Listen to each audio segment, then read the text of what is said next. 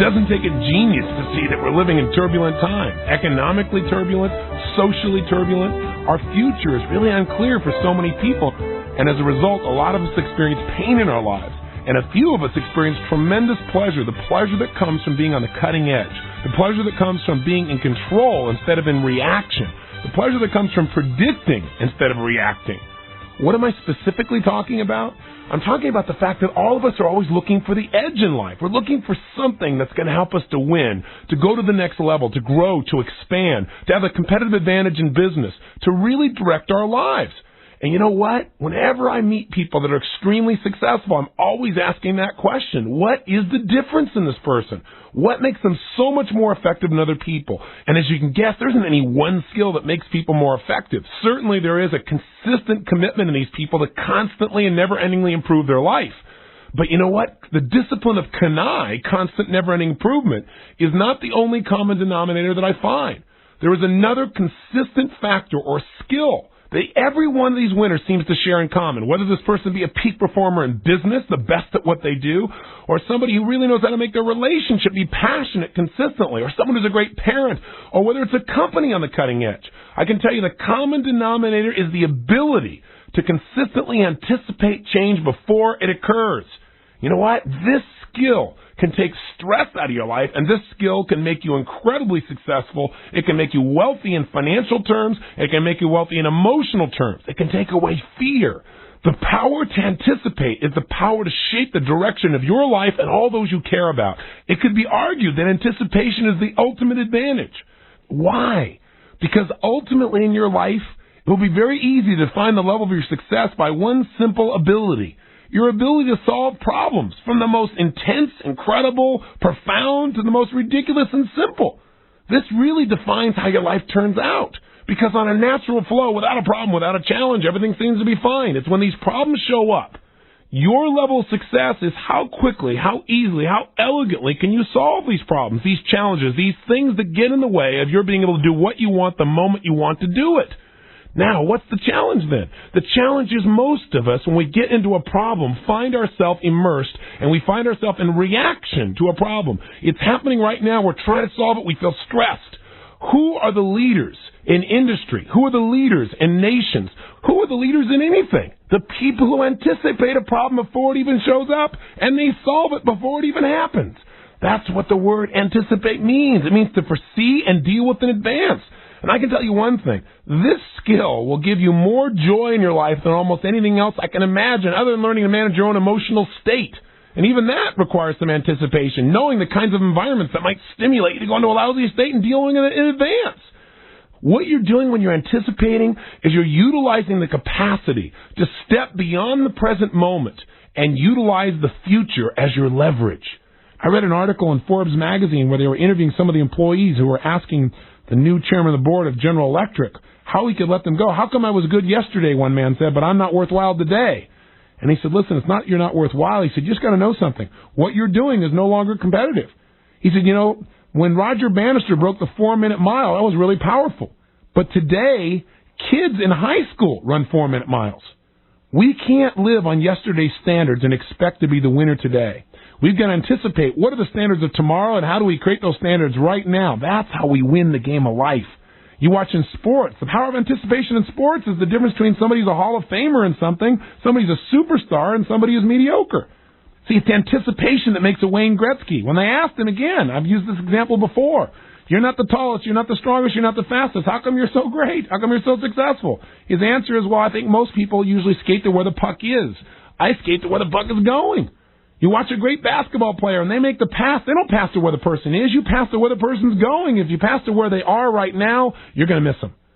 The same thing is true in life. It's true in relationship. It's true in business. We've got to be able to anticipate where everybody's going around us so we can meet their needs. If we meet people's needs, they're going to feel fulfilled. We're going to strengthen our relationships. We're going to add more value, and we're going to succeed. This is one of the simplest secrets to life, and it's one we've got to apply daily. And I want to sell you on making this one of the most highly valued criteria in your life. I want to sell you on that this is a skill that this is not just intuition or getting lucky and some people are able to anticipate and some people aren't, or it's something you can't do because it's too complex and the world's changing too fast.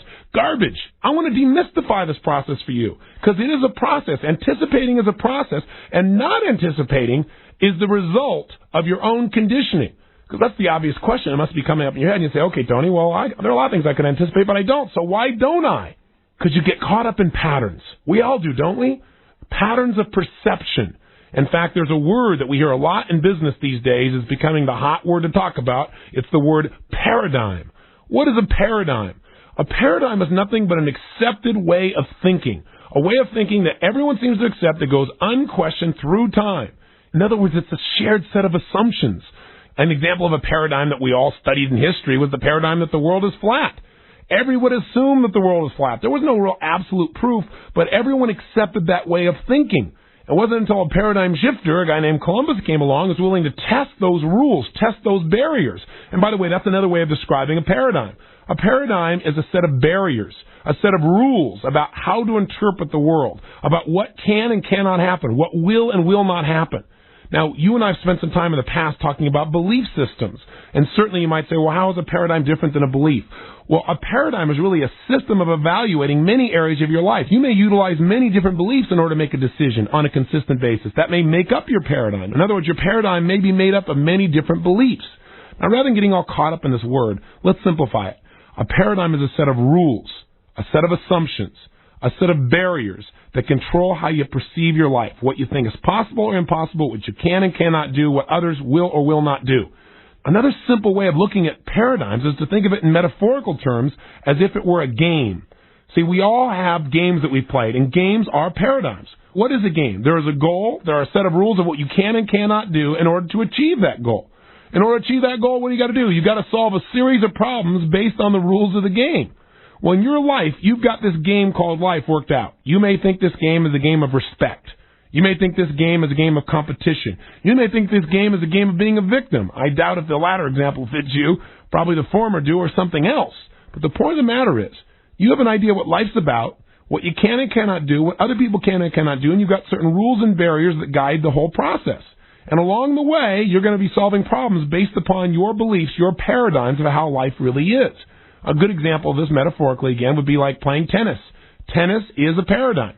It's a game with a set of goals. There are specific rules of how to do it, and it's your ability to solve problems that allows you to win the game of tennis. What happens? Your opponent hits the ball into your court and it gives you a certain level of problem.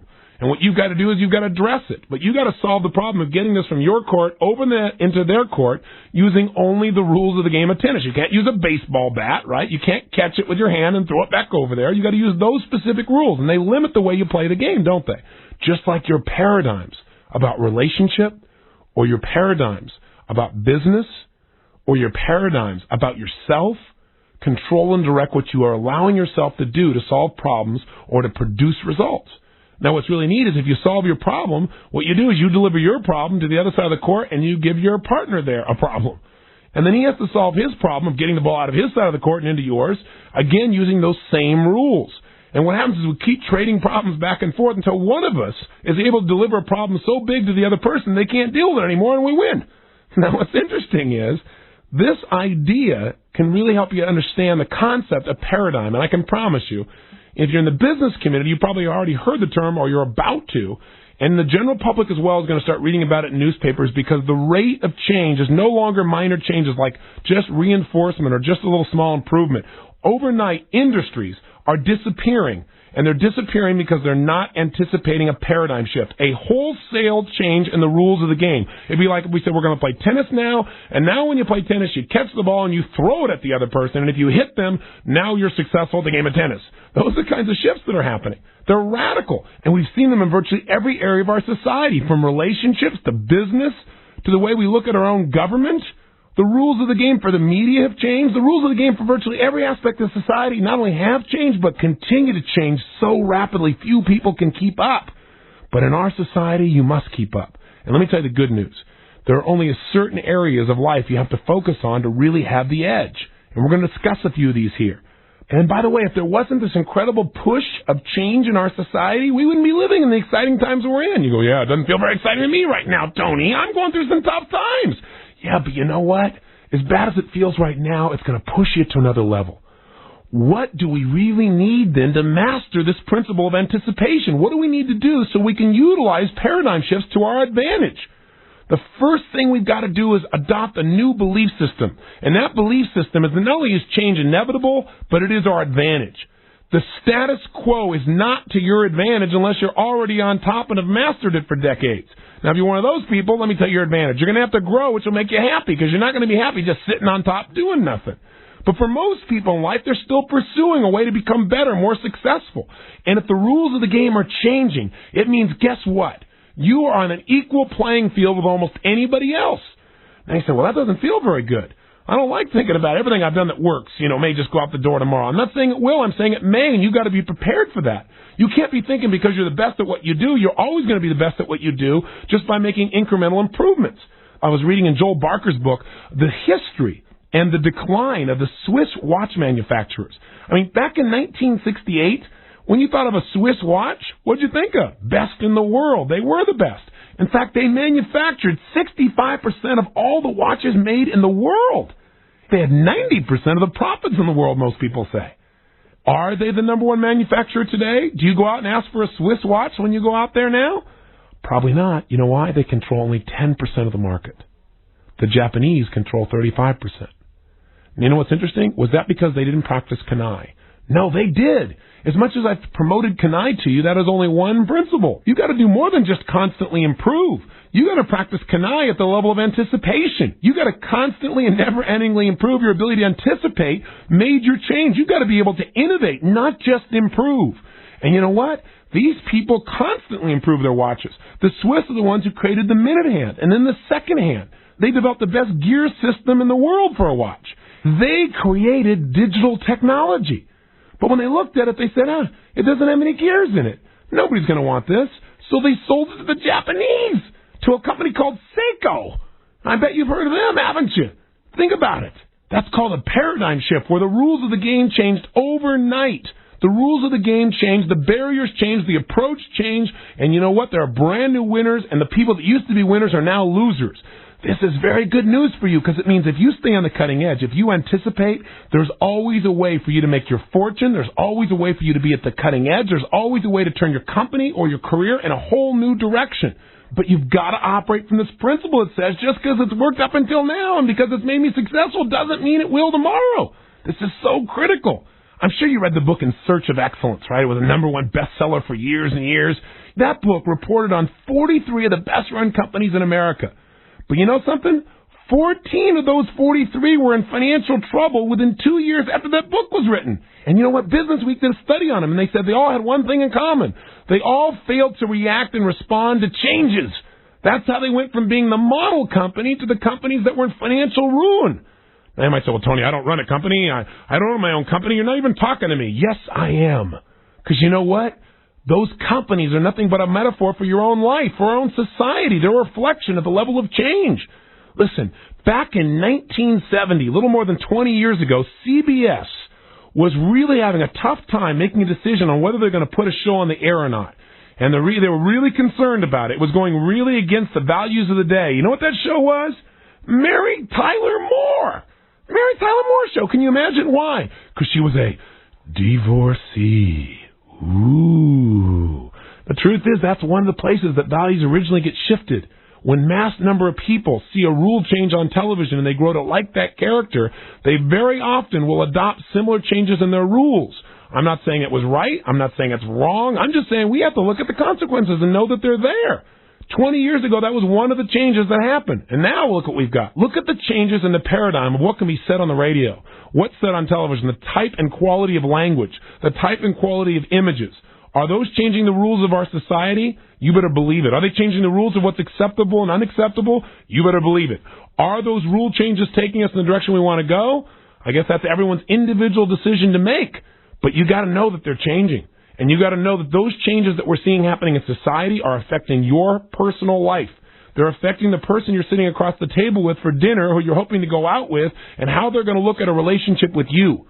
They're going to determine the kind of relationship you're going to have with this person 20 years from now, because I can virtually guarantee you it's not going to be the same as it is today, because the roles and the rules are going to continue to change and expand.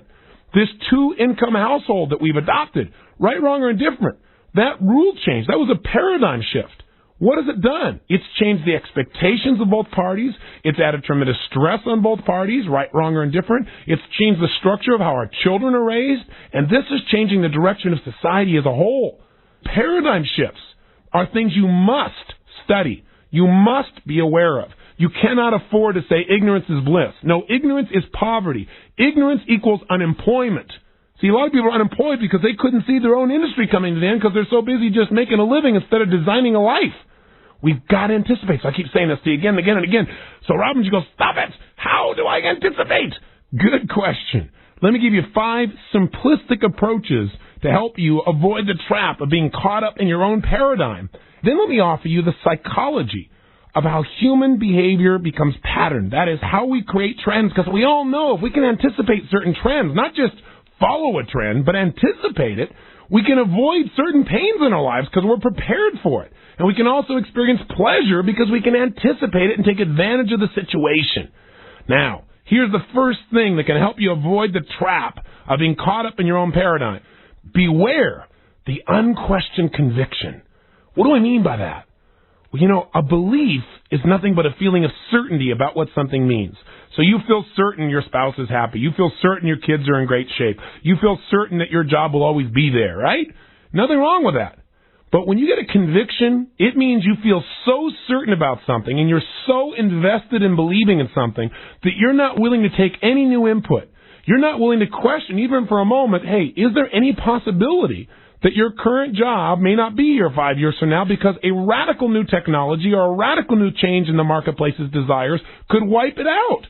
If you're not willing to look at the possibility that your children may not be as good off as you think for the moment, your ego gets in the way, or your conviction that they're perfect gets in the way, then you can't create the changes you're committed to. You can't improve anything. We've got to be aware of these. Whenever you start saying this is the only way, you may be right. But stop and say, what if there was another way? What would it be? Or when you start saying something is impossible, I'd be real careful on that one. Because what was impossible yesterday is probable today. That's the pace of change we're in. So start thinking. Start being aware of your convictions. And when you start feeling there's only one way to do something, break out and at least consider another possibility. That'll help you avoid getting caught up in your own trap. Second, make sure you develop a new belief system, one you create certainty about. And the one thing you can be certain about is that change is certain. If you want to get certain about something, be certain that change is coming, and then you'll always be anticipating it. You won't be reacting to it. I remember years ago, a good friend of mine, Bob Bays, used to tell me, I only feel certain about one thing in life, and I'm certain that things will change. And I thought, well, with that sense of certainty, I guess you're never surprised by anything. He said, no, and he also is one of the most balanced people I know. Change doesn't bother him like it bothers other people. For most people, it's not the change that bothers them so much, it's the fact that they're not ready for the change. They're not anticipating the change. It's like a giant pattern erupt. It smacks them, and they're not prepared for it. They don't know how to deal with it. The third key is this: break your pattern of thinking in a linear fashion. This is what keeps you from getting what you want. We all get trapped thinking, oh, tomorrow, I know what tomorrow's going to be like. Let me look at today's sky. The sky looks really good. It's not going to rain tomorrow. It sure as heck does. Or you know what? The last 2 months have been great weather. That doesn't mean tomorrow's going to be great weather. Or today is lousy weather doesn't mean tomorrow's going to be lousy. That's what happens in stock markets. People say, wow, look at the market. It's been going up and up and up. I better jump on. That's not the way to evaluate. You're thinking in a linear fashion, and you know what? It's a great way to get yourself killed financially. I've seen it happen to so many people. Does this happen emotionally? Yeah. Hey, my relationship's been great up until now. It's been great for the last 6 years. Doesn't mean it's going to be great tomorrow if you don't find a way to make it better. You can't assume that the status quo will remain. In fact, if there's anything you can assume, it's that it's going to be broken up, that something is going to challenge the status quo. If it doesn't change it, at least it's going to challenge it. And you want to be aware of it. So one of the ways you can change your life is don't think in this linear fashion. Maybe you want to start thinking in a cyclical fashion. Throughout human history, certain things keep coming up just like seasons. When you're in the middle of fall and the weather's really nice, instantaneously, overnight the next day, it can be winter. And if you don't have a thing called a calendar, which helps you to anticipate this, and you're thinking linear the last 2 or 3 weeks or months, you're going to be taken by surprise. And you're either going to be uncomfortable or you're going to freeze to death. But on the other hand, if you thought in a cyclical fashion, you'd say, hey, things are going really great right now in my business. Things are going really great in my relationship right now. Guess what? There will be challenging times. That's not being a negative thinker. Winters do come. Let me right now figure out what I'm going to do so when winter comes here, I can ski. When winter comes here, I can make it even better. So when the challenging times show up in my business, I'm prepared. This is the thing that most people don't do. Think cyclically versus linearly. Think as an innovator. Think the unthinkable thought. And how do you do that? Go to step 4. Ask questions no one else has the courage to ask. Ask questions no one else is asking about your industry. Ask yourself questions about yourself. It's so easy to get caught up and not want to look at yourself with a more critical eye. But if you were to raise your standards, if you were to raise standards for what your business needs to do for your customer, if you were to raise your standards for what do you need to do to make your husband or wife feel more loved than ever before, or your significant other, depending upon your current level of relationship, if you were to raise your standards for what you need to do to make sure your children are really getting the education they need, are really feeling loved the way they need to feel loved, are really getting the resources that they need to successfully compete in an ever-changing world, unless you're willing to ask those questions, you're not going to get new answers. The 5th key, become a student of possibility. Become a student of potentiality. Don't just allow yourself to get caught up in reading what everybody else in your industry reads or surround yourself with the same kind of people. You know something? One of my most valuable things that I do in my life that I love is the fact that Becky and I have such diverse friends. I mean, one of the times I had a really wonderful dinner at Thanksgiving, I'll never forget, we brought everybody in there together. They're all sitting down. There were 100 people at our house for dinner, and we're all looking around the room. And some of the people are people like Captain John, who works in the South Bronx for the Salvation Army. And we met him, or we went out and fed some people on Thanksgiving one time years ago, and he's been a friend ever since. He's out there in the trenches turning things around. And then we have somebody else at the table, and he was the CEO of one of the major Fortune 500 companies. Then we had another good friend of mine who's a very famous actor. And then we had another guy who's a comedian. And we had a musician there. And then we had a few people that thought they were actors and musicians who aren't very good, right? That were just working at various normal kinds of jobs, doing normal kinds of everyday things, but they're really wonderful people. As I looked around the room and saw this diversity of people, and I got up to, give our prayer and to say thanks, I said, before I say anything else, I just want to say that I think God has an incredible sense of humor. Because look at the diversity of kinds of people He creates. But something? That has been one of the most valuable tools in my life. Because I don't get to just hear one point of view reinforced over and over and over again. I'm hearing so many different points of view, and that has helped me immensely to understand how people think. I've had the privilege now of working with more than 500,000 people in seminars and private therapies and business environments all over North America and around the world. That diversity is invaluable, and you must go get that diversity. The fastest way to get it is you can go get it by reading. Because some of the most brilliant people in our culture have written books. And you know what? A lot of them don't agree with each other, which is fabulous. That's why I just got done reading these 10 books. Some of them contradict each other, which is wonderful, because then I get to decide what I believe, what makes sense to me, what allows me to make my own decisions, allows me to fail if I'm going to fail by my own conviction, or allows me to succeed by my ability to synthesize new possibilities. You've got to be a student of possibility. You've got to study technology. There's huge technological change. It's going to change the way we educate ourselves. It's going to change the way we entertain ourselves. It's going to change the structure of how people experience reality. Everything from something as simple as CD-ROM and this overused word multimedia, where now you can get a CD-ROM that on this one CD-ROM you have a map of every city, street, town, every dirt road in the United States on one CD-ROM. Or compression technology, compression television is going to create so many choices of entertainment, so many different movies, so many different channels that will provide different kinds of education, different worldviews, different paradigms. If you watch the Discover Channel, you're going to get a different set of paradigms about life than, for example, if you watch MTV. I'm not saying either one is right, but if you continually have our world where we're all getting different input, we're going to find that our society becomes more fragmentized than ever before. All of these situations provide incredible opportunity.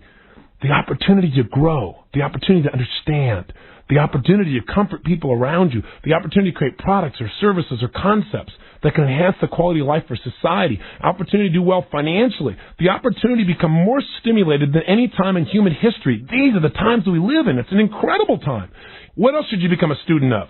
Necessity. If you really want to be able to anticipate trends, you should become a student of necessity. What do people in society see as a necessity rather than an accessory? Because that drive, that demand of the large numbers of people in our society saying we got to have something, puts mass number of people to work to focus on solving that problem. And when lots of people work on the problem and everybody wants it, we invariably tend to find a way to make it happen. The resources are there. I'll tell you what else you should be a student of. Consequences and inevitability. Certain things you know are inevitable. Certain things you know, if I do X, I know Y is going to happen. But most of us never really study consequences. We never look at, hey, if I make this decision and that decision, what's that going to mean to my life long term? Instead, we react. Let me tell you something. Again, reaction is not where you want to be. Reaction is the direct opposite of anticipation. Now, there's no doubt, and I still do this as well, there are going to be areas in your life where you react because you're not prepared. But you want to make those the exception instead of the rule.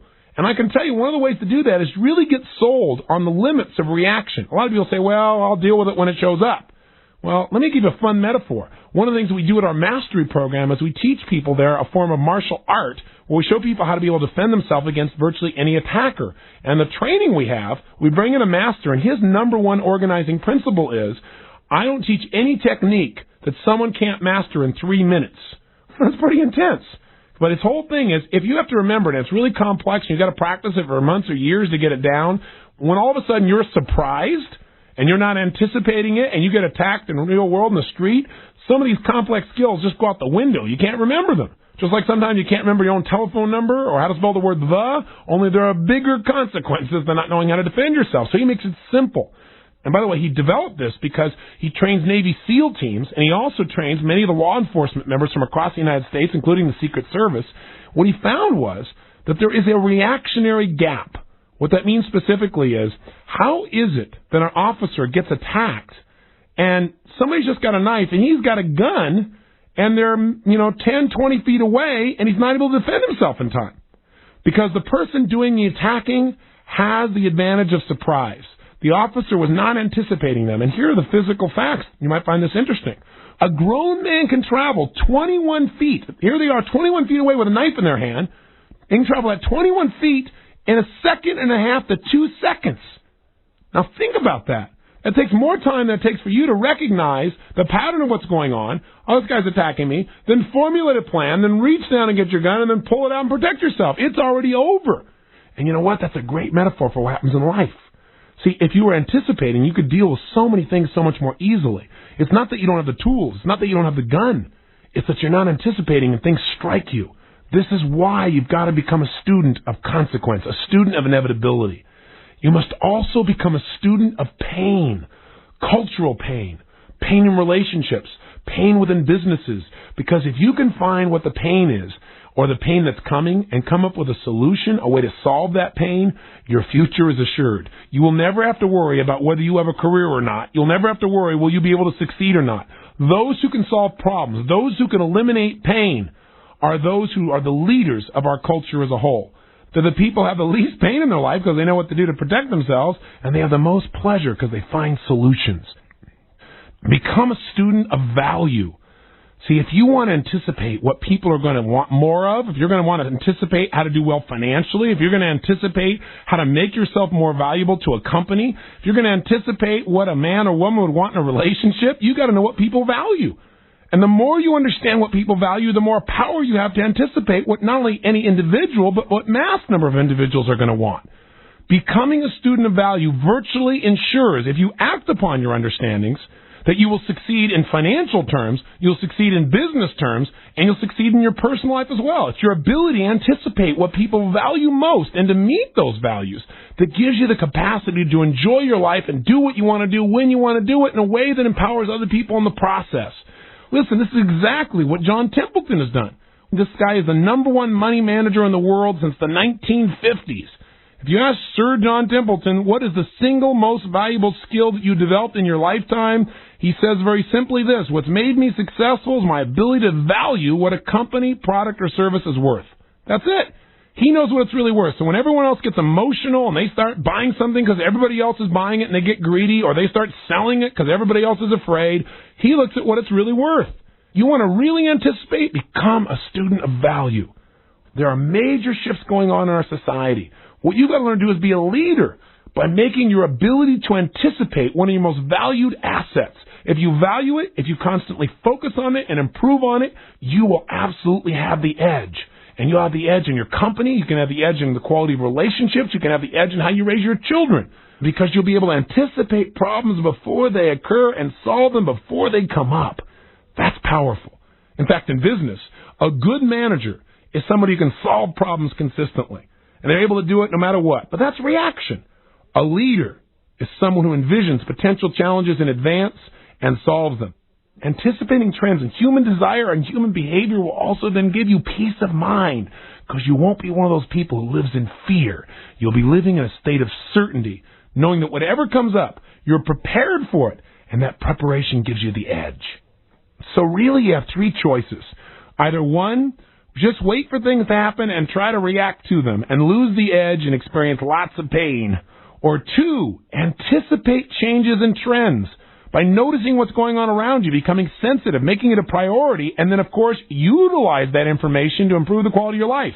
It is not enough just to anticipate. We're taking for granted one thing here. You realize you got to use your personal power. You got to utilize what you know to create some quality change. There is a third option, and that is not just notice trends, but to become a trend creator. Become a paradigm shifter rather than someone who just studies them. Now, how do you become a paradigm shifter? Well, first of all, you don't have to do that to succeed. But if you're the kind of person that wants to help shape what's happening in our society, one, understand what's going on around you, and two, develop or define a vision that inspires not only you, but the people around you. This is how you can begin to create a paradigm shift. This is what Bill Gates did when he was just this young kid that most people thought were crazy. He built a core team around him who shared his vision. This is what Tom Watson did to create IBM. And by the way, IBM is only here today because Tom Watson Jr. challenged his father's vision completely. He told his father that the paradigm was changing and that they had to shift to computers. They fought about it continuously. There was major upset. But in the end, his father listened. They changed their paradigm, and as they did so, they ensured their ability to become one of the most successful and profitable companies internationally. And by the way, they're under attack right now. Why? Because they haven't made a paradigm shift they probably need to make organizationally. The same level of thinking that's made IBM as successful as it is now slowing up its capacity to change quickly. They need to develop a new vision, a new set of rules, a new paradigm. So step number one to becoming a paradigm shifter, get clear on what is your vision, something that inspires you and people around you. The second key to being a paradigm shifter, again, is ask questions no one is asking. That's how you get new answers. Joel Barker, in his book, Future Vision, offers a question for people to ask. He says, ask yourself, what's currently impossible in my industry that if it was possible, it would change all the rules of the game? Asking that question might get you to anticipate something no one else has anticipated. I'm saying to you, ask the same question in your personal life.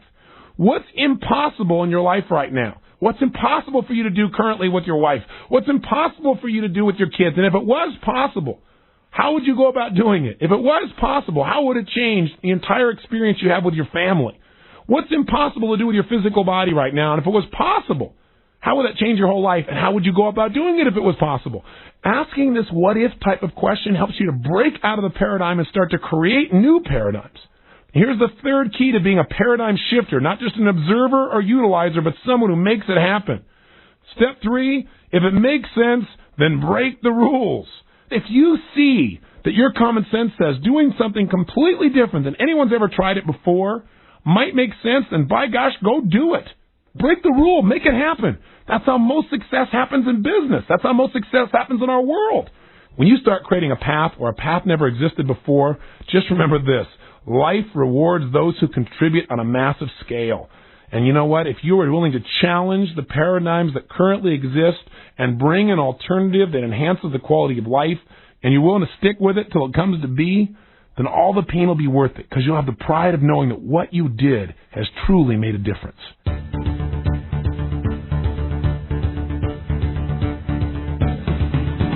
Achieving your ultimate goal. So what is it? Have I gotten your curiosity? How could I possibly know what your ultimate goals are? How dare I even think this way? You know what? I think I can really say what it is. You might tell me that my ultimate goal is to make a huge difference in the world. My ultimate goal is to raise my children to be strong individuals and make a difference in their lives and people that they get to know and touch. You might say, no, my goal is to make $1 billion, $1 million, $100 million. No, my goal is just to be the best I am moment to moment. See, you might say my goal is to have a sailboat and go around the world. But the truth is, none of those are your ultimate goal. What are you doing it all for? Why are you working so hard to support your children and get them to be good people? Why are you really wanting to make a difference? Why do you want the sailboat? Why do you want the Jaguar or the Ferrari? Or why is it that you want to travel around the world? What's the sailboat for? What is all this stuff that's been driving you? What's really behind it all? And the answer, I believe, is there's only one goal you really have: to be happy. You really want, and you may word it differently than I'm using. You may not use the word happiness, but you want a consistent sense of pleasure within your being. And you know what? You deserve it. But there's a problem. The problem is that you and I have been conditioned. We've been conditioned in a variety of ways that keep us from really having the happiness that we pursue so heavily. It's right there within us right now. We don't have to do anything for it. And you and I know that intellectually, right? We go, yeah, I know I could be happy. So why aren't you? And you might say, well, I am happy. Are you happy all the time? I know I'm not, but I'm getting better because I'm beginning to learn how to take control of this thing between my ears. I'm learning how to direct and control my own mind. And the better I get at that, the happier I am. So I thought it might be nice for you and I to really talk about what the heck is this thing called happiness? How do we get it? Or maybe better yet, how do we experience it more consistently? What prevents us and what can allow us to experience it more? What is happiness? It's feeling good. And we've all learned different ways to do it. Some of us have learned that what we need to do is go to school for 14 years and then get out in the marketplace and be a doctor or be a lawyer so that we can begin to feel good about ourselves so other people feel good about us. We've all been taught what has to happen first to be happy. But you know what? It's the emperor's new clothes. It's all a lie. Why do so many people drink alcohol to excess? Why do people smoke cigarettes? Why is cocaine the number one selling retail product in North America with over $100 billion in sales? These are all devices that people have learned to use to try and change the way they feel, to try and make themselves feel good, to feel happy. But the problem is none of them work long term. Even the highest high that a person can get from cocaine only lasts a short period of time. And the contrast when a person crashes to their normal state is intense. That's where the addiction comes from. And what we've got to learn to do is tap into the natural drug, if you will. Because it's not a drug. It's the natural source that's within every one of us at every moment of our life. We've got to stop buying into this false idea that something on the outside will ever make us happy, whether it be accomplishment or cocaine. Neither one's going to do it. Not long term. Plus, you cannot imagine the difference of joy that's inside of you if you just allow yourself to feel it. You can be happy right now. And if you doubt it, think about something. Have you ever seen a newborn baby? Have you ever seen them when they're not in physical pain? What are newborn babies like? They're happy about everything, aren't they? They're happy about the sky. They're happy about a smile. They're happy when they pass gas. And the people around them are happy to go, isn't that cute? Look at this little baby. Oh, this is so cute. And we get happy about this stuff too. It's funny how human beings are. We think we're going to get the happiness on the outside. But where does it really come from? Yeah, you know. It's the inside. And nothing on the outside is ever going to give it long term. You say, yeah, but I made my $1 million and I felt happy. For how long? I did it too. It was kind of a neat feeling. But it wasn't what I thought it would be. And as soon as it was done, it was over. You know, you get a new relationship. You say, well, the relationship I'm in, that's not making me happy. I need a new relationship. And what happens? You're with this new person. Everything's great. You're so excited. You feel so close to them. You think about them constantly. You wake up thinking about them. You call them up in the line and say, gosh, you know, were you thinking of me? And they say, yes. And you feel so good. And how long does that last? Anywhere from 15 years to 15 minutes to 15 seconds. And all of a sudden it changes slightly. Because all the things that you're looking for on the outside only provide temporary feelings of joy. But you know what's exciting? Is inside of you at this moment as you listen to my voice. There's an unlimited sense of happiness and joy. It is your natural state. And it's the thing that you unleash, but you only unleash it when you meet the rules of your conditioning. What does it take for you to be happy? What really does it take for you to feel totally joyous inside? Will you be drunk with joy? Not with alcohol, with joy. Will you just felt incredible inside? What has to happen? What has to happen for you personally? Do you got to change the world? Do you got to just touch another person's life? Do you got to read a book? You got to watch a TV program? Do you got to listen to some music? Could you just feel it? See, when you listen to the music or you make a difference, in those moments, who creates that feeling inside of you? Isn't it really just you? That stuff's inside waiting to get out.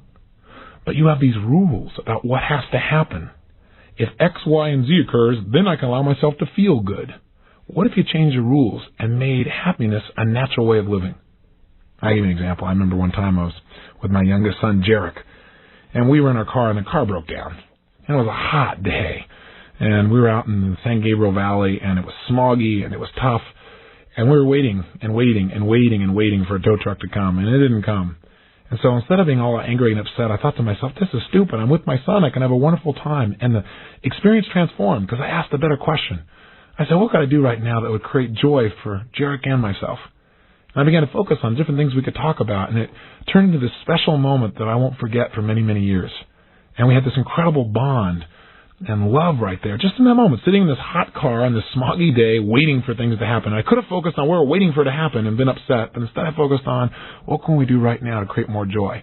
You know what? We get whatever we focus on. That's how powerful the human brain is. And what's interesting, though, is how my son interpreted it. I remember about a couple months later, we were talking about something else, and all of a sudden I knew he wanted some attention. He said, Dad, can we go sit in the car out in the sun? I thought, isn't that interesting? See, it's okay for us to say, well, a little kid doesn't know better, so they link up that the car is the source of that connection and happiness.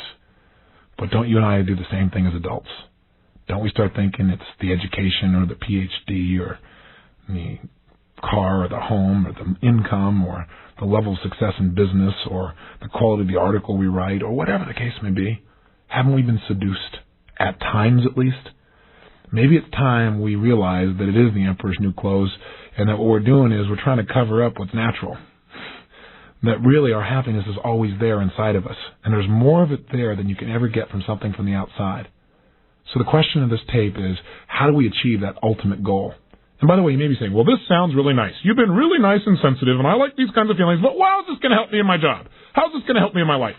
Life is a balance. I'm talking about having that balance. And I'll tell you, one of the most powerful changes that shifted my life, it's just an idea. But it's an idea that if you were to apply it, as simple as it is, if you were to actually live it, it could instantly change the quality of your life. And that idea is simply this. All of my life, I was conditioned to believe that if I achieved enough, if I helped enough people, if I did enough things, that I would be happy. So I was working very hard so I could achieve, so I could eventually be happy. And one day, I got this new concept in my head.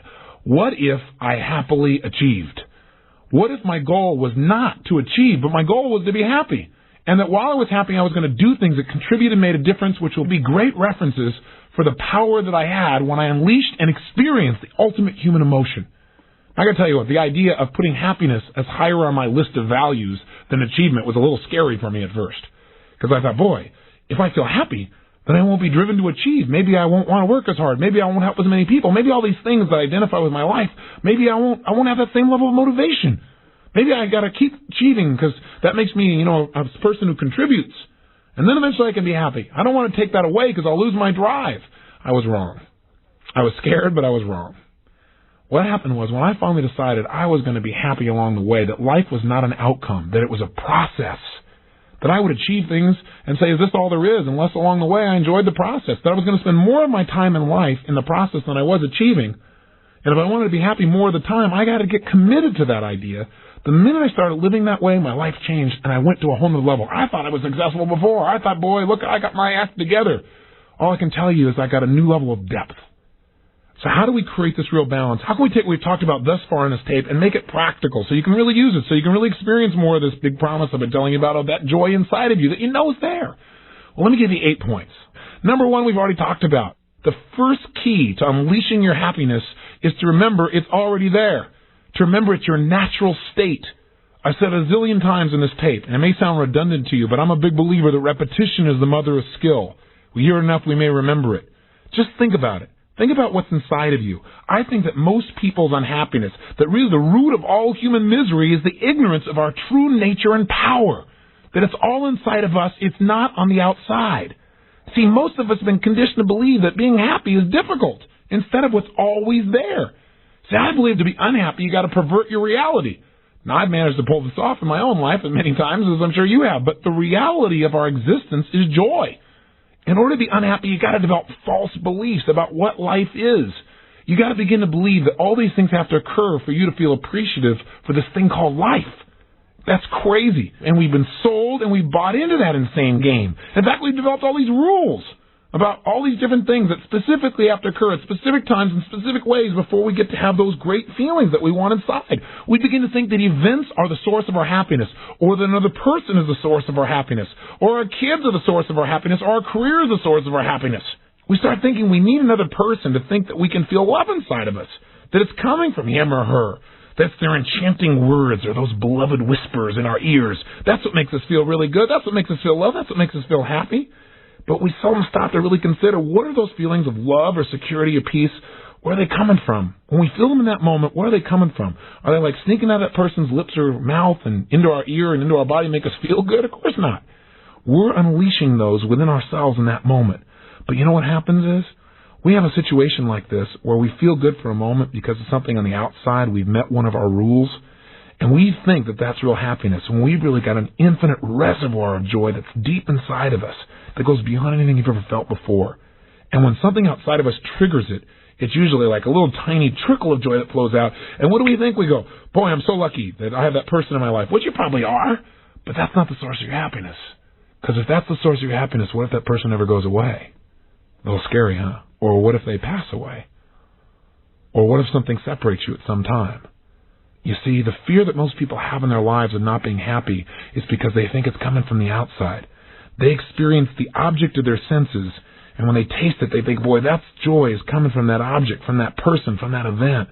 But in fact, we're only tasting our own inner feelings that are existing continuously. They're constant.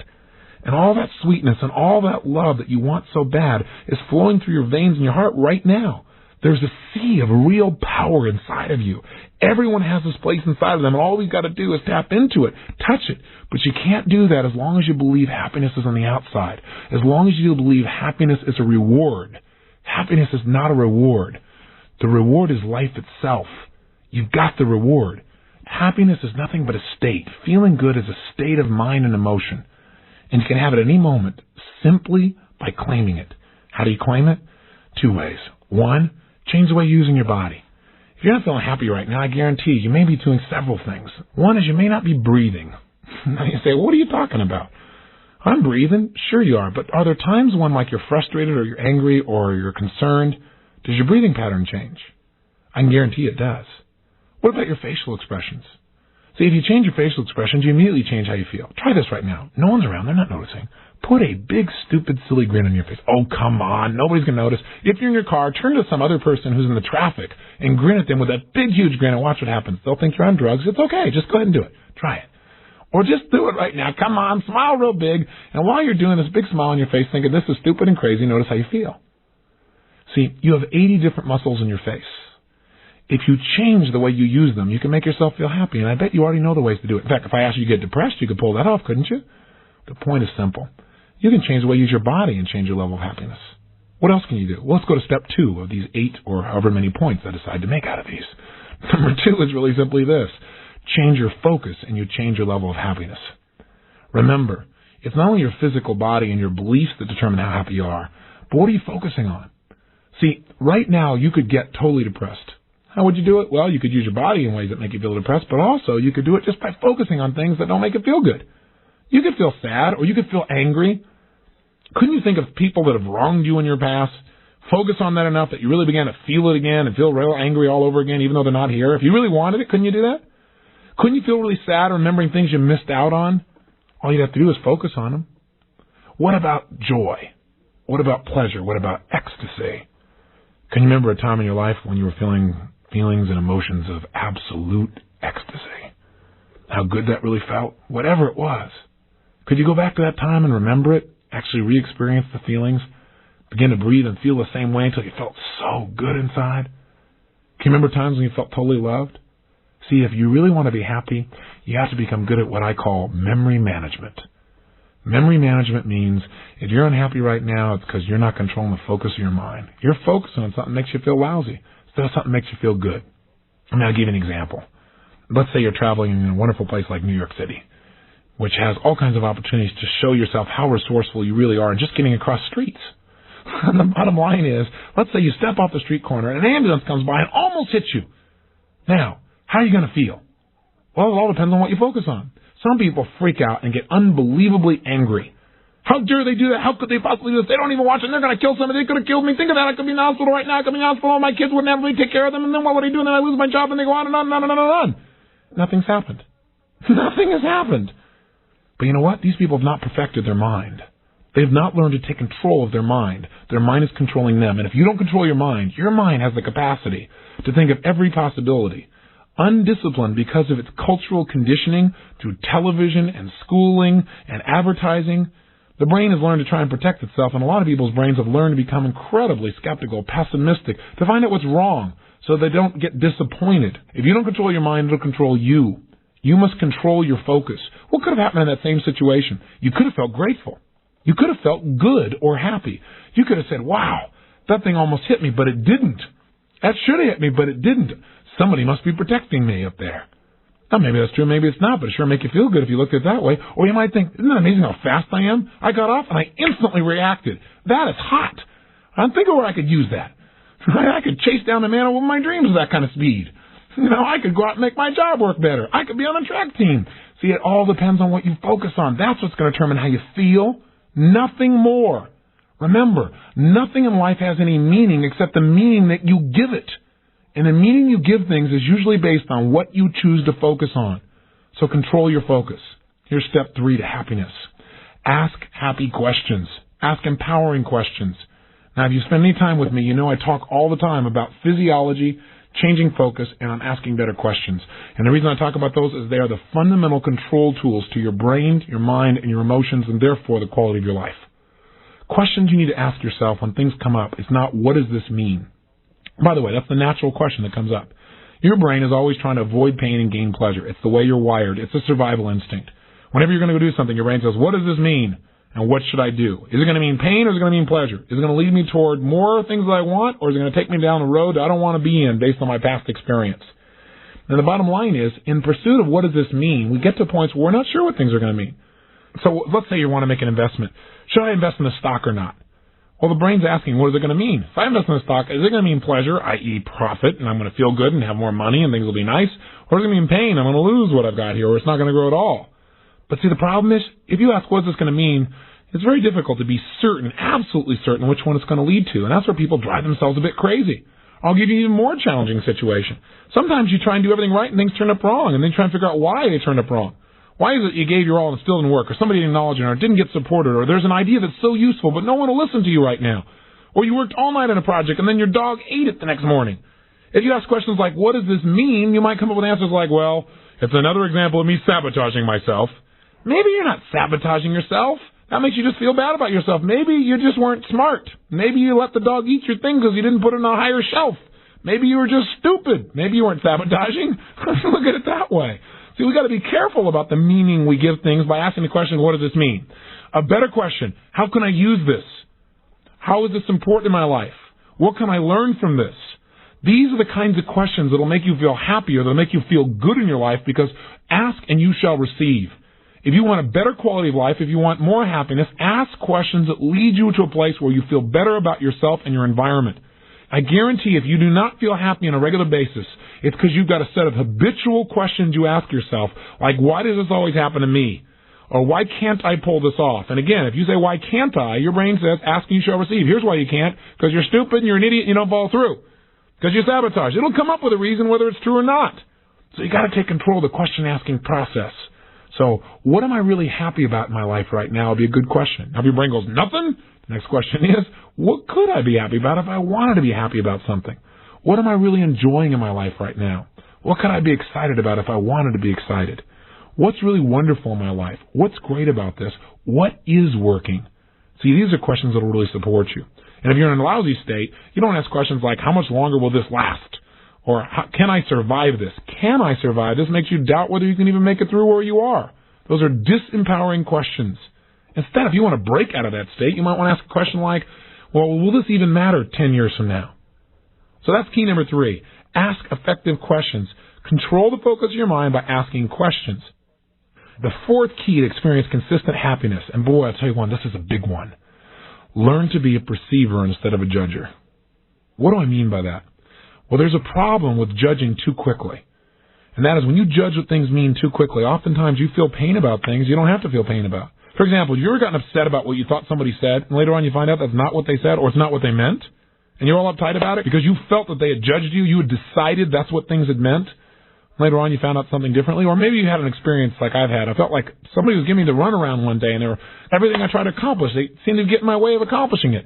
I felt like they were trying to manipulate me. And I'm starting to get kind of angry, quite honestly, inside, because like, man, I had judged these people are just trying to manipulate me. And sure enough, they got me to this place, and we walked in this building, and we turned on the lights, and it was a surprise birthday party. I had judged instead of allowing myself to perceive and wait and see what does this really mean. You and I empower our lives whenever we allow ourselves to have a new level of choice as to what things mean. I'll give you an example. Have you had a day in your life that you would look back on and would say, gosh, it was one of the worst days of my life. It was so frustrating, so angry. I was so hurt by that person. Don't we all have some place in our life that if I said, what was the ultimate, most painful experience of your life, you could remember it and go back to it if you really needed to? The question I have for you is, if you remembered a time like that, would it be fair to say that as you look back on it now, that the meaning is different than it was back then? That as you look back on it now, you may see, gosh, it was painful, but that pain kind of shaped a part of my life and has made me more sensitive to other people. Maybe you were abused as a child, and that sensitivity now makes you care more deeply for other people. It would make sure that you would never behave the way you were treated, as an example. Or maybe what happened is you had a painful experience in your life at the end. You thought, man, that's the end. But as you look back on it now, it was really the beginning. That the reality is, if you look back on it now, it was so painful, it changed the direction of your life, and it's brought you to the place you are today. My point is, in your life, you're going to have good days and you're going to have bad days. But one thing is for absolutely certain. At the end of the day, you're not going to know which one they really are. Because some days you thought were your worst are going to turn out to be your best. So when you start judging of things being good or bad, soft or hard, the right or the wrong way to do something, maybe there isn't a right or a wrong way 100%. I'm not saying there aren't any rules. I'm just saying maybe we need to soften our view of life a little bit and give ourselves more space to learn and grow. That as we learn more about things, our view may change. But once we lock out that this is it, we stop our growth. See, knowledge is not power. Many times knowledge closes the door. It's like when you're a child, you know. It's like the door is open all the way up. You want to take everything in. But see, as you learn more and more, you begin to close the door more and more and more and more because you become more and more certain that you got the whole thing figured out. See, the thing we've got to discipline ourselves on is saying, hey, this feels right to me. I think I got it handled, and I'm open to learning more. It seems like this is true, but I always want to know that the meaning may change as I learn more about this person or this situation. Once we start judging a person as being wrong or right, or a situation as being wrong or right, we start to shut that door and we take away our choice and we take away some of our happiness. We distance ourselves from people, events, opportunities, and certain emotions. And we don't want to do that. We don't want to rob ourselves of that. See, you got to make sure that there are other meanings. And here's the question to ask yourself to release yourself from judgment. The question is simple. The question is there any other possible meaning that this could have? Or another question might be, what would be a better way of looking at this that would empower me and others? See, the only way you eventually master meaning is by mastering your mind. By realizing you determine the meaning that comes out of something. Nothing in life has any meaning except the meaning you give it. See, something isn't good or bad until you decide that's what it is. Till you give it that label, and then it becomes a reality for you. And just remember this. The people that you may have once thought were successful may not have been successful at all for only one reason. They didn't master meaning. The John Belushis of the world were incredibly successful in getting other people to laugh. Obviously, he wasn't very good at getting himself to laugh at critical times. He didn't master the meaning of things. He created all the success around him as being something to feel bad about. That took effort. You got to work at that thing. And I'm not being mean about someone who's no longer here because I was a great fan of his. But clearly he didn't master his mind, and that's why he's no longer here. Elvis Presley had a similar problem. And we can go on and on down the list. In fact, personally, I believe that if you have success on the exterior but you're not happy in the interior, you're far from successful. We've got to create a meaning that gives us joy on the inside while we share that joy with others, where our life truly does make a difference, but we enjoy the process. Otherwise, we live the ultimate nightmare, not the ultimate dream. Principle number 5 to having consistent happiness is learning a little bit of how to use your brain instead of having it use you. And the way to utilize it is using a simple principle of human perception, and that is the principle of contrast. Contrast is an invaluable way to change the way you feel about virtually anything. It's something that got used on you when you were a kid. So you may have been complaining about something. You had this perception that you turned into a judgment. You were judging. Boy, I need some new shoes. I'm upset. How come all the other kids have new shoes and I don't have new shoes? And you went to your parents and said, I want some new shoes. And your mother said, look, don't you complain about not having new shoes. Look at these people over here. They don't have any feet. And you went, you got a point. Okay. I can understand that. They use a little contrast on you and they just shut you down in your tracks. They totally change what things meant to you by giving you a new reference, a contrasting reference, if that makes sense to you. We need to learn to do this for ourselves. The bottom line is what looks like a problem may be an opportunity, but you got to use contrast to your advantage. Here's number 6. Number 6 key to achieving your ultimate goal on a regular basis, that is happiness, is very simple. Soften your rules. What do I mean by that? Well, you and I have talked about it, and I've alluded to it at least throughout this tape. We have developed a set of rules about what has to happen before we can feel good and have this experience called happiness. And unfortunately for many of us, we have very intense rules. That is, we have 80 things that have to occur before we can finally be happy. Everything has to be in place. For example, today's woman, quote unquote. What does she have to do to be happy? Well, she has to be Superwoman. She has to take unbelievable care of her husband. She's got to take unbelievable care of herself. She's got to take unbelievable care of her kids. She's got to be a great businesswoman and career-oriented person. She's got to make sure she comes home and that everybody's fed and everybody's nurtured and everybody's supported. And then she's got to be a great lover for her husband, and she's probably exhausted. See, the bottom line is today's woman's been conditioned. You got to be perfect. You got to be all these things in order to feel fulfilled. With that many rules, with that many things having to be perfect for a person to feel fulfilled, they set themselves up for tremendous pain. Because it's going to be so hard to be perfect in all those areas all simultaneously. I don't know how today's woman can do it, much less today's man. He's got all his rules, too, that have been conditioned into him. And I know they vary from person to person. I was talking to a gentleman who's a big oil man. For him to feel successful, he has to have net available to invest in liquid assets for him on a consistent basis, $20 million. Now, think about that. That might create a little stress in your life. You know, that might be a little difficult for you to meet, especially if the most you've ever had liquid was $10 million. It'd be even worse, I guess, if you only had 10,000. But the point is, most of us have set ourselves up for failure, and some of us have rules that are impossible to meet. I can tell you time and time again, when I talk to people that truly are happy, one of the major reasons is they got rules like, in order to be happy, I have to wake up. Or people say things like, every day above ground is a great day. How do I know if I'm happy or not? How do I know if I'm successful? If I wake up and look that I'm above ground, then I'm successful. See, what a lot of us have done is we've set up where 50 things all have to be happening simultaneously for us to feel good and be happy. But if just one's out of alignment, boy, do we get upset. In fact, have you ever noticed how things can be really great in your life, and then one thing, just one thing can be out of alignment, and all of a sudden your whole focus goes there, and your mind goes crazy. You start getting all upset and everything else, when everything else in your life could be in great shape. We need to remind ourselves that if we got one thing going on well, things are going well. And the reality is, if you look at your life, how many things really are going well in your life if you were being honest with yourself? If you weren't judging by these unbelievable standards where everything has to be perfect simultaneously, where you were the ultimate man, the ultimate woman, the ultimate performer, the ultimate career person, how many things are really going well if you focused on them? But see, what we've got to do is we've got to make it so we have more ways to feel happy and less ways to feel unhappy. That's the bottom line. Point number 7.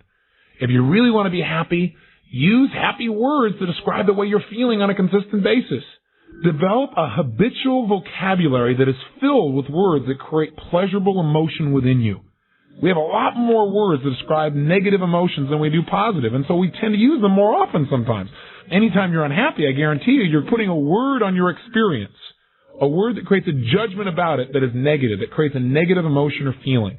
So let me just offer you some words that are enjoyment or pleasure-oriented, happiness-oriented. Here they are. Enjoyment, euphoria, a sense of well-being, a sense of contentment, ease, comfort, coziness, gratification, satisfaction, luxury, to relish something, to feel a zest for something, sweetness, entertainment, happiness, gladness, delight, delection, joy, joyfulness, cheerfulness, exultation, exuberance, glee, sunshine, overjoyed, intoxicated, rapture, jubilation, celebration, gladdened, feasted, heartwarmed, fascinated, captivated, enthralled, enchanted, tickled, thrilled, beaming, basking in, starry-eyed, glowing, radiant. Those are just a few. What if when somebody said, how's it going? You said things different than, okay, doing all right, surviving, hanging tough.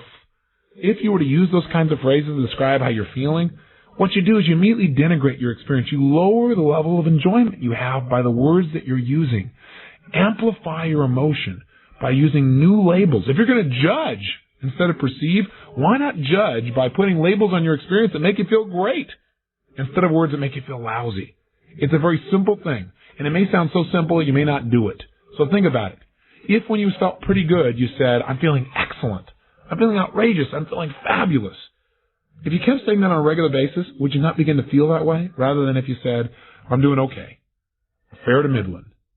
See, think about it. When you begin to use those phrases, you have to change your emotional state. And you may be feeling great, but you say, I'm feeling okay out of habit. And pretty soon you don't feel as good as you could have.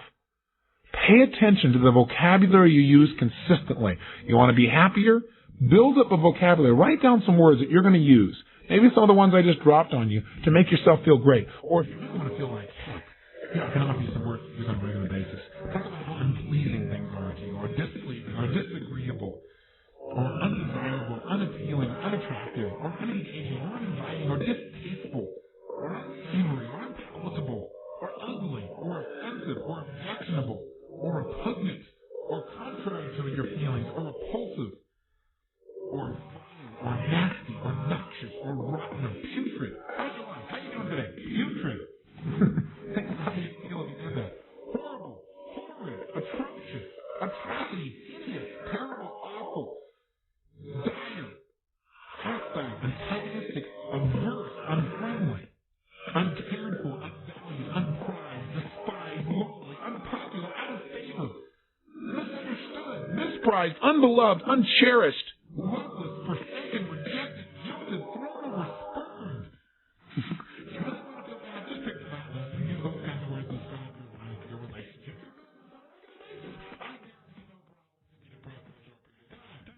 See, if you want to change your life, change your habitual vocabulary. Do it now. Simple step. Write down a couple of words you use on a regular basis to describe how you're feeling that make you feel even worse than you really were feeling. And then decide you're not going to use the words to describe yourself or how you're feeling for the next 30 days. Sound like a deal? Just try it and see what happens. And in their place, write down the words that you want to use on a regular basis to describe how you're feeling, how you're doing in your life. And make sure they're words that amplify the positive emotion. That's point 7. Here's our final point. We'll wrap up. Point number 8 on how to achieve your ultimate goal, happiness on a consistent basis. It's very simple. Hold yourself to a new standard. So wait a second. I thought you said make my rules easier. You're right, I did, except there's got to be a new standard in your life. And your new standard is simply this.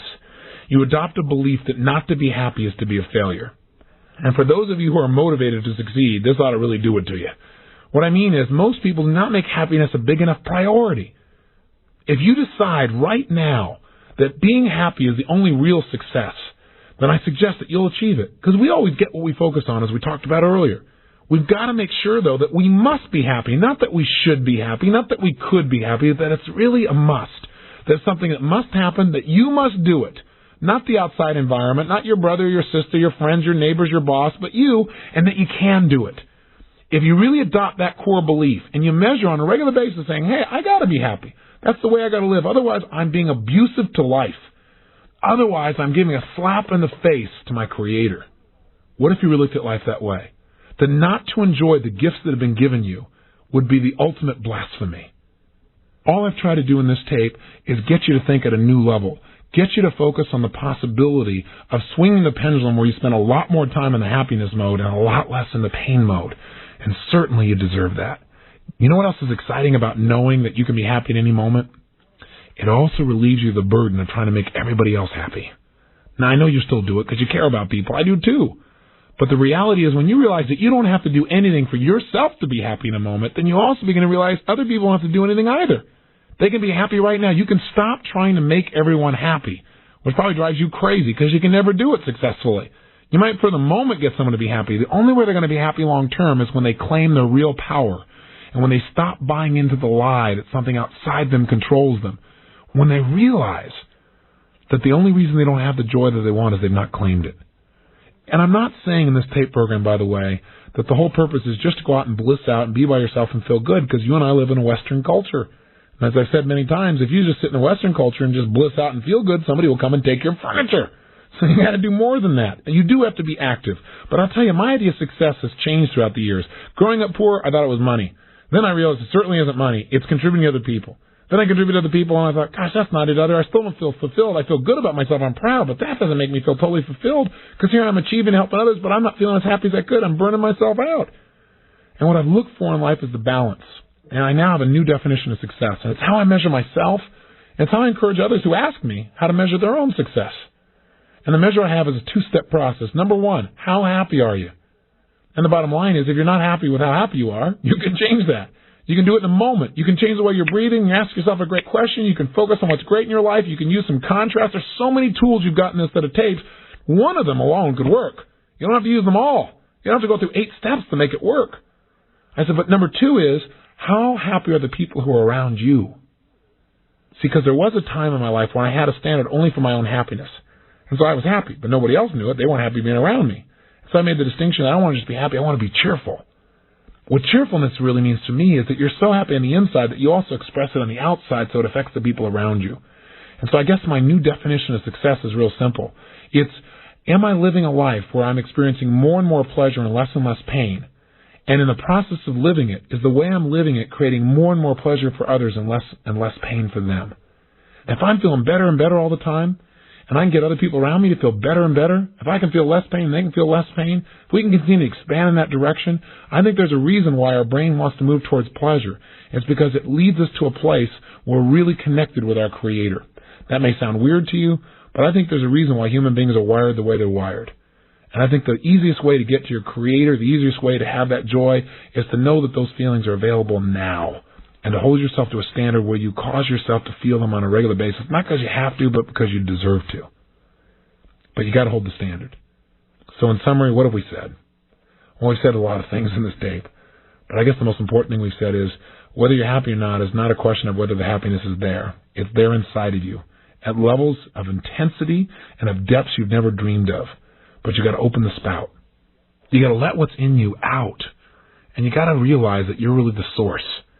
You got to remember there's nothing outside of you that's going to create it for you. And that the only way to really have this ongoing happiness is to change your focus, to change some of your core beliefs, to realize you don't have to do anything to be happy.